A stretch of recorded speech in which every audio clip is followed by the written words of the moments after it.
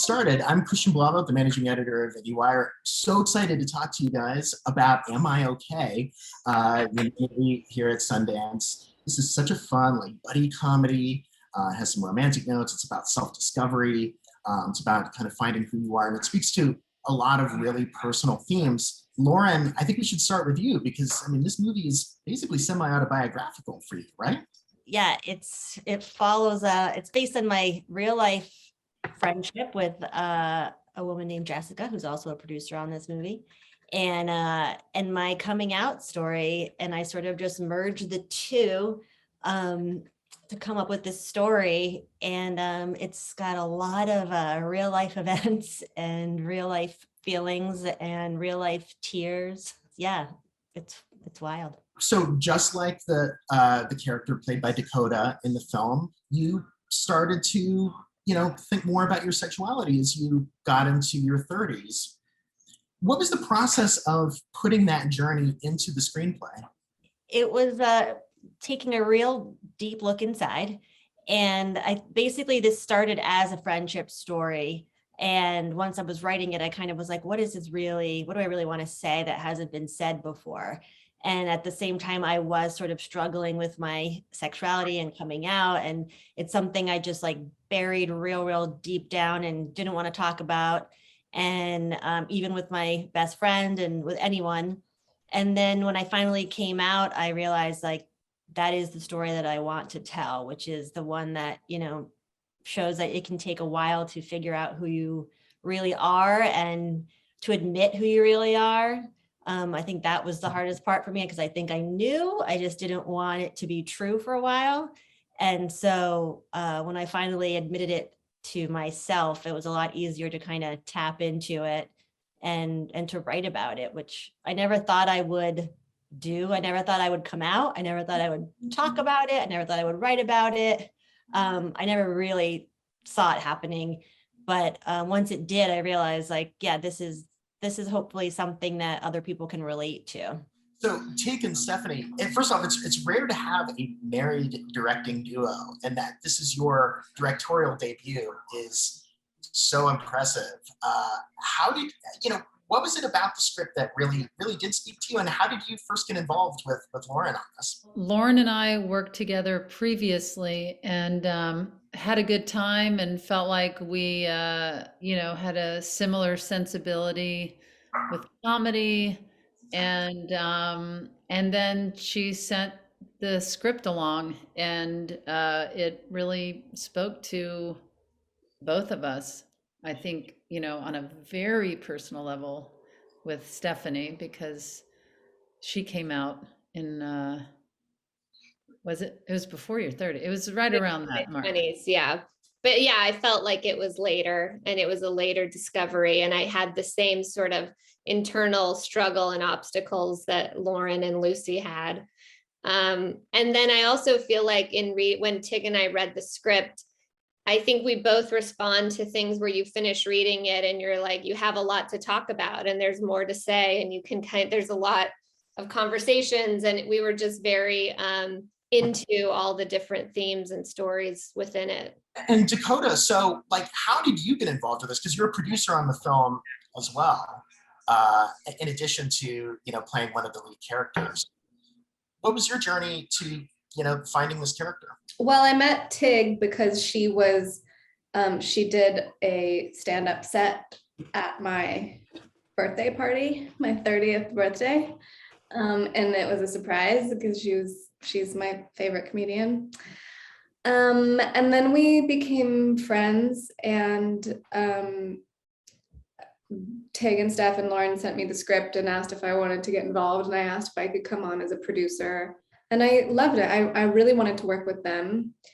I find usually a comedy set is like pretty fun to be on. And I had been working on some like darker projects, and it felt like a really nice thing to be doing with a lot of levity and fun and playfulness. And then it was during COVID, and a lot of it wasn't like that. Really dark.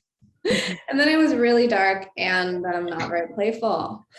But but it was still pretty amazing. And it was a great learning experience to come on as a producer with some already really experienced producers, to be making that film we aimed to shoot the movie in 20 days and we shut down twice for COVID for 10 days each time. So it ended up being a 40-day shoot, which was nuts. To have the production shut down like that for such a long time, and on your directorial debut, Stephanie and Tig, I mean, I can only imagine how much of a challenge that must have been. It took a lot of kind of thinking about it and behind the scenes coaxing, and not against my will, but I really was pretty scared, to say the least. I've had some health issues that have gone awry, and I was just like, man, if I go down, and so, or if anybody does, and but we felt like the protocols made sense, and I felt like it's also the protocols of the film set that made me really understand COVID better, just having the different zones. And because I just thought, oh my gosh, if one person has COVID, we all have COVID. And so it put this crazy, obviously crazy extra stress on it. But I guess I don't know anything other than directing a movie. It's your first movie, so this is now, you'll have this experience to bring with you forever, you know. I have to say, I would say half of the time making this movie, I was thinking, there's no way we're going to finish this movie. There's just no way this is going to finish, because it kept shutting down, and we were and then we would lose locations, and we would it caused so many, and even just doing a 20-day shoot like an indie, then all of a sudden Tig and I would just have these 10 days off, which was also odd. So odd. And then there was a part of me that was like, this is kind of a nice schedule, just 10 days on, 10 days off. Sure. Sonoya, you know, I love your character and her dynamic with Lucy, Dakota's character. So, you know, Jane, your character is very professional. She's really climbing the ladder. She's about to make a huge, you know, life decision. Tell us a little bit about the journey Jane is on. Yeah, I think, you know, I could definitely relate to Jane in that way. And I think lots of people and, you know, women can, because she has this career that she's very ambitious about, and rightly so. But with that comes these difficult decisions when you have significant relationships, and I imagine that she probably wants to have a family, and, you know, she's in her 30s. So it's a really, I think it's a really significant time for her. And she, you know, her life is kind of nice. It's kind of great. She has this amazing best friend and this amazing boyfriend, and she has this great job, and she could kind of keep breezing along as she is. But I think when it all comes to a head, she really is like forced to look at what's really going on, and so she has to, you know, make some changes. Yeah, and Jermaine, you know, Danny, your character, you know, we think, you know, he has such a connection to Jane, and, you know, we think that things are, you know, just perfectly copacetic there. Now, there may be more going on under the surface, though. You know, how did you approach your character? I guess when I first started comedy, like my plan was to move to New York, and I expected all my friends to kind of come with me from back home in Maryland, and we would, you know, be struggling artists. And at some point, they said, nah, we ain't coming. And I was just like, what? And I just, you know, felt like there was this fork in the road with our lives. These are friends I grew up with, you know, since elementary school. And we just had to, you know, grow. And sometimes that means growing apart in a way. And I was kind of channeling that a little bit, just trying to realize that you can love someone and still, you know, let them go. And that's what I felt what was going on with Jane, you know, and Danny. He has these roots that he appreciates, and she's following her heart. That's what I thought was so beautiful about, you know, their relationship. There's so much respect there and so much love there that you just kind of see both of them for who they are, and like, you know, they just had to, you know, life happens, you know, and it's kind of a beautiful way to tell that story without it feeling all cliche. It just felt so real and organic, and Lauren really wrote that and beautifully. And even Tig and Steph, like the way they executed the scene was just nice. Just their scenes were so down to earth, you know. And so I appreciate them letting us kind of find those moments that they shared, and it was yeah, it's like one of my favorite like characters, because they just let us kind of just be a little bit without trying to force, you know. Yeah, it was a breath of fresh air, to be honest, man. Yeah, I mean, this is really character-driven comedy. You know, I love, like, it has one of the saddest birthday scenes I've seen in a while. You know, I'm saying, like, it's just like you like them both, even like, like you respect them both, even after the breakup. It's like no one cheated on them. You know, it's just like, just, you know, it's, I don't know, it's just heart wrenching because it just happens. You know, all of you seem to have such a great camaraderie. I mean, like, so like Sonoya and Dakota, you have this great like sisterly kind of bonds there. You know, how did you like go about creating that? Because there's a very specific dynamic between you two as well. I think in times when you are in like a difficult or stressful moment, you bond with people, because we weren't able to really spend time together. We like had dinner. I made Sonoya dinner once, and like, but other than that, we just were on set with masks and shields on, and not able, like, being yelled at if we were standing too close to each other by the COVID police. It was pretty, it was honestly really, really silly. It would be like, we'd be like super cuddly and like in a bed together in a scene, and then what they'd call cut in between takes, we'd have to put on masks and shields. And it doesn't make any logical sense. It just makes things more difficult. So I think we bonded over it being a bit difficult. And the shields are now, no one's wearing them, but at the time it was as if you didn't have the shield on, you were going to die. And they seemed unnecessary with your mask, but we all had to have them on. Yeah, but then like you guys were just wearing them as necklaces. I still do. It was like a bib. Yeah. And it was just like down here, like a plastic bib. Yeah. That was, yeah, it caught all of our lunch, and it was low budget, you know. Yeah. So you do what you have to do. I mean, Sonoya, I love your character because, I mean, she, like, we start out, we think she knows everything about Dakota's character, Lucy. And then there comes a point in the movie where, like, Lucy literally says, "You don't know anything about me," you know? And finding, like, going from that place of, like, such confidence and everything to then a place of real uncertainty, you know, how did you find that?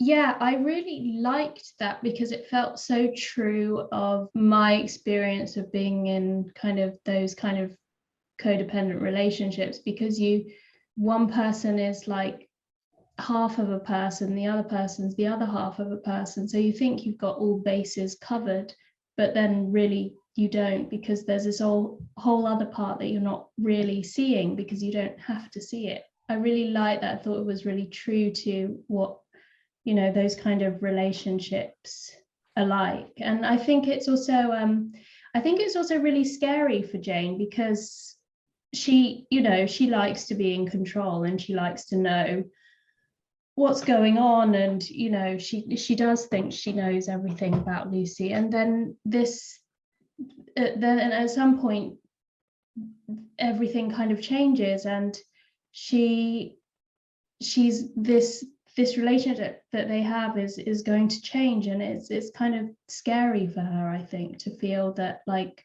what was so kind of contained and felt so right is definitely going to change. But in that change happening, they're going to be more truer versions of themselves. So it's for the best. Yeah, no, that's really well said. I mean, I love that these characters are on such a journey. And Lauren, I mean, your journey and in terms of writing the script and now seeing it made and made under, these very difficult circumstances of COVID and all. I mean, like, how many years ago did you first start writing this? And what do you think of the final result? Like, could you have ever imagined like ending up at this particular point right now? Ever. No. I started writing it probably about 2015, maybe even a little earlier than that, actually, because I think I officially came out in 2015.